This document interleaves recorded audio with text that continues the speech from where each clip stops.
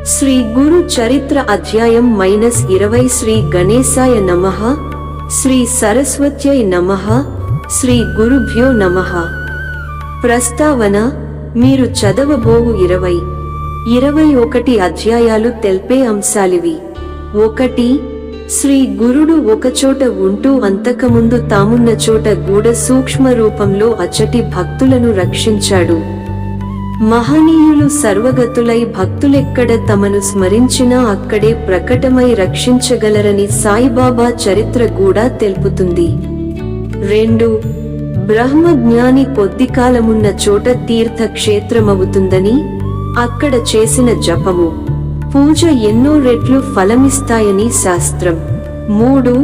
శ్రీ గురుడు, అక్కల్కోట స్వామి, సాయిబాబా వంటి సద్గురువులు తమ భక్తుల పూర్వకర్మ ఫలాన్ని ప్రత్యామ్నాయ పద్ధతులలో సులభంగా తొలగించి మృతులను గూడ బ్రతికించగలరు.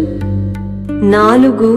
సామాన్యంగా స్వప్నాలు వాస్తవాలుగావు, కాని సద్గురువిచ్చే స్వప్న సందేశాలు వాస్తవాలేనని పై మహనీయులందరి చరిత్రలు నిరూపిస్తాయి. 5. సద్గురువు స్థూల రూపంలో లేకున్నా భక్తులెప్పుడైనా వారి అనుగ్రహం పొందవచ్చు. నామధారకుడికి శ్రీ గురుని అనుగ్రహం లభించినట్లే. కనుక శ్రద్ధతో ఈ గ్రంథం పఠించేవారి ఎదుట శ్రీ దత్తస్వామి ప్రసన్నుడై ఉంటాడని గుర్తుంచుకోవాలి. కథారంభము: నామధారకుడు సిద్ధమునికి నమస్కరించి, స్వామి, శ్రీ గురుడు గంధర్వపురానికి వెళ్లిన తరువాత గూఢ అమరపురంలోని ఉదుంబర వృక్షం క్రింద నివసిస్తూ భక్తుల కోరికలను నెరవేరుస్తున్నారని చెప్పారు గదా. అటువంటి అనుభవము ఎవరికైనా కలిగినదా అని అడిగాడు. సిద్ధముని సంతోషించి ఇలా చెప్పసాగారు: నాయనా, అటువంటి నిదర్శనాలు ఎన్నో ఉన్నాయి. అవన్నీ చెప్పడం ఎవ్వరితరముగాదు.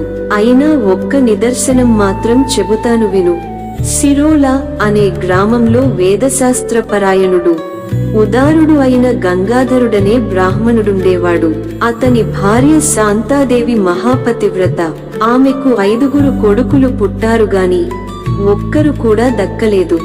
ఆమె ఎందరో దేవతలను పూజించింది, ఎన్నో వ్రతాలు ఉపవాసాలు చేసింది. అయినా ఆమె కర్మ తీరలేదు. చివరకామె తన శోకానికి కారణము, నివారణోపాయము తెల్పమని ఒక దైవజ్ఞుని కోరింది. అతడు, అమ్మా, నీ గర్భశోకానికి కారణం నీవు చేసిన పూర్వపాపమే. గర్భపాతం చేసినా, ఇతరుల ధనం అపహరించినా, తరువాత జన్మలలో పుట్టిన బిడ్డలందరూ చనిపోతారు. నీవు గత జన్మలో సౌనక గోత్రుడైన ఒక బ్రాహ్మణుని వద్ద 100 రూపాయలు అప్పుగా తీసుకొని, అతడెంత బ్రతిమాలినా తిరిగి ఇవ్వలేదు. అతడా దిగులుతో ఆత్మహత్య చేసుకుని పిశాచమై ఈ జన్మలో నీ పిల్లలందరినీ చంపుతున్నాడు. నీవీ కర్మ అనుభవించక తీరదు అని చెప్పాడు. ఆమె పశ్చాత్తాపంతో అతని పాదాల పైబడి ఆ పాపానికి పరిహారం చెప్పమని కోరింది. ఆ దైవజ్ఞుడు జాలిపడి, అమ్మా, ఆ బ్రాహ్మణుడు ఆత్మహత్య చేసుకున్నందువలన అతనికి శ్రాద్ధకర్మలు ఎవరూ చేయలేదు.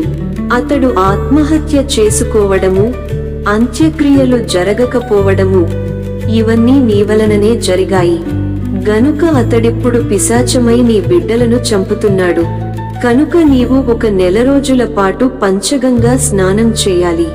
నిత్యము 7 సార్లు మేడి చెట్టుకు యథావిధిగా ప్రదక్షిణము, పూజ చేసి, శ్రీగురుని పాదుకలకు పూజ, అభిషేకము చేస్తూ ఉపవాసము చేయి.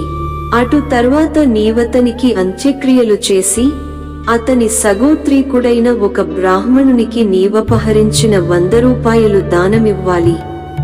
అలా చేస్తే నీకు కలిగిన సంతానము నిలుస్తుంది.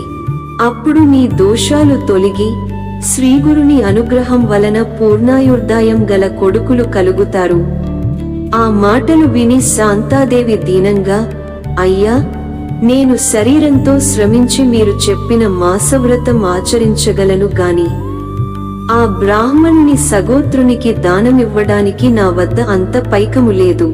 మరి నేనేమి చేయాలి అని వాపోయింది. ఆ దైవజ్ఞుడు, అమ్మా, అలాగైతే నిర్మలమైన మనస్సుతో నేను చెప్పినట్లు శ్రీగురు పాదుకలను అర్చించి నీ శక్తి మేరకు దానమివ్వు. ఆ ఉదుంబర వృక్షంలో నిత్య నివాసం చేస్తున్న శ్రీగురుడు పరమ దయామూర్తి గనుక నీ భక్తికి మెచ్చి నీ పాప పరిహారం చేస్తారు అని చెప్పాడు. అప్పుడు శాంతాదేవి పంచగంగా సంగమానికి వెళ్లి దీక్షగా ఆ వ్రతమాచరించనారంభించింది. 3వ రోజు ఆమె ప్రదక్షిణం చేసి నీరసంతో పడుకోగానే కునుకు పట్టి స్వప్నమొచ్చింది. కలలో ఆ పిశాచం కనిపించి ఆమెను భయపెట్టి తన సొమ్ము తిరిగివ్వకుంటే ఆమె వంశం నాశనం చేస్తానని ఆమె మీదకు దూకాడు. అప్పుడామె మేడి చెట్టు వద్దకు పరిగెత్తింది. అక్కడ శ్రీగురుడున్నాడు. ఆమె ఆయన చాటుకు వెళ్ళింది. శ్రీగురుడామెకు అభయమిచ్చి ఆమె మీదకు వస్తున్న ఆ పిశాచాన్ని అడ్డగించారు. అప్పుడా పిశాచం ఆయనతో తనకు ఆమె చేసిన అన్యాయం గురించి చెప్పి, స్వామి, తపస్వులు, యతీశ్వరులు ఆయన మీకు ఆమె పట్ల పక్షపాతం తగదు అని మొరపెట్టుకున్నాడు.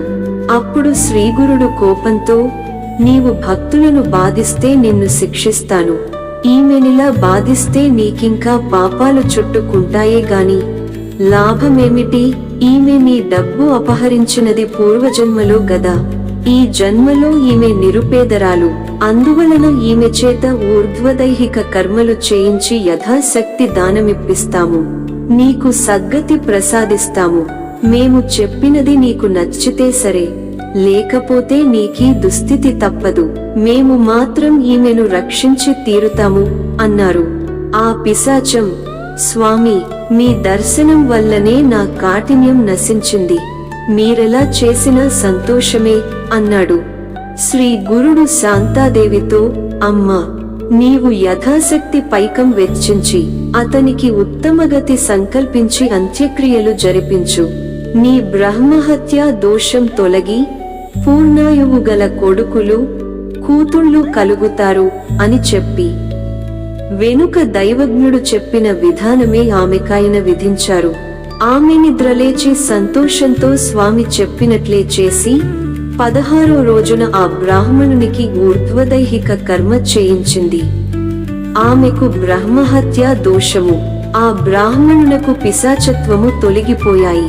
తరువాత మరొక రోజున శాంతాదేవికి శ్రీగురుడు కలలో కనిపించి 2 కొబ్బరికాయలు ఆమె ఒడిలో వేసి, అమ్మా, నీ వ్రతము పూర్తి అయింది కదా, పారణకు ఈ కాయలు వాడుకో. నీకు నిస్సందేహంగా వేదవిధులు పుడతారు అని చెప్పారు. ఆమె నిద్రలేచి చూచేసరికి నిజంగానే ఆ 2 ఫలాలు ఆమె ప్రక్కన ఉన్నాయి. ఆమె వెంటనే ఆ కల గురించి తన భర్తకు చెప్పింది. ఆ దంపతులు సంతోషించి స్వామి చెప్పినట్లు ఆ కొబ్బరికాయలను పూజించి వాటిని పారణకు ఉపయోగించారు. తరువాత కొద్ది కాలానికి ఆమెకు 2 మగపిల్లలు కలిగారు. పెద్ద పిల్లవాడికి 7వ సంవత్సరము, రెండవ వానికి 3వ సంవత్సరము రాగానే పెద్దవానికి ఉపనయనము, రెండవ వానికి చౌల సంస్కారము, పుట్టు వెంట్రుకలు తీయించుట చేయాలని ముహూర్తం నిర్ణయించి ఆ దంపతులు అన్ని ఏర్పాట్లు చేసుకున్నారు. కాని ఆ ముహూర్తానికి ముందు రోజున పెద్దవాడికి అకస్మాత్తుగా ధనుర్వాతం వచ్చి మరుసటి రోజు సాయంత్రం సూర్యాస్తమయానికల్లా అతడు చనిపోయాడు. ఆ తల్లి శోకంతో తలను నేలకు కొట్టుకున్నది, గుండెలు బాదుకున్నది. చివరకు ఆ బాధ తట్టుకోలేక స్పృహ తప్పిపడిపోయింది. తిరిగి స్పృహ రాగానే ఆ బిడ్డను తలచుకొని అతని శవంపైబడి ఇలా శోకించింది, నాయనా, మా ప్రాణరక్షకుడవు, వంశోద్ధారకుడవు అయిన నీవు మమ్మల్ని విడిచిపోవడానికి నీ మనస్సెలా అంగీకరించింది? 5 బిడ్డలను పోగొట్టుకున్న నేను నిన్ను చూచాక ఆ శోకం మరచాను. శ్రీగురుడు వరమిచ్చినందువల్ల నీపైనే ఆశలన్నీ పెట్టుకున్నాను. అప్పుడక్కడి జనులిలా ఆమెను ఓదార్చారు. అమ్మా, నువ్విలా ఏడ్చినందువల్ల నీ పిల్లవాడు మళ్ళీ బ్రతుకుతాడా?